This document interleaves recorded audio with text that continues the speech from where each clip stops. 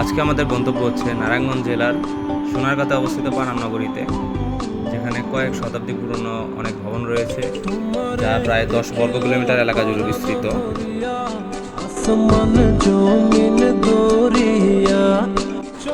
তো এটা হচ্ছে পানাম নগরের এন্ট্রেন্স। এখানে প্রায় উত্তর দিক এবং দক্ষিণ দিক মিলিয়ে প্রায় 52টি ভবন রয়েছে। প্রতিটা ভবনই দেখতে অসাধারণ। তো ভবনগুলোর নির্মাণ কৌশলগুলো আসলেই অনেক উদ্ভাবনীয়, কারণ এই জায়গায় শুধুমাত্র ইট ব্যবহার করা হয়েছে, কোনো ধরনের রিনফোর্সমেন্ট ইউজ করা হয় নাই। তো রিনফোর্সমেন্ট ব্যতীত এত বড় বড় স্পেনযোগ্য বিশিষ্ট স্ল্যাব কীভাবে ডিজাইন করা হয়েছে আমার ধারণা নাই।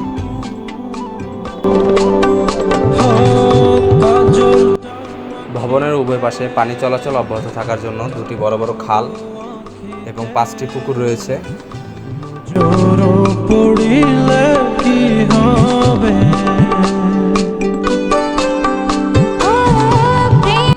52টি ভবনের মধ্যে সবচেয়ে আকর্ষণীয় এবং সৌন্দর্যমণ্ডিত যে ভবন আমার কাছে মনে হয়েছে সেটা হচ্ছে 34 নম্বর ভবন, যার নাম কাশীনাথ ভবন। এটা 1305 সালে নির্মিত আনুমানিক ধারণা করা হয়।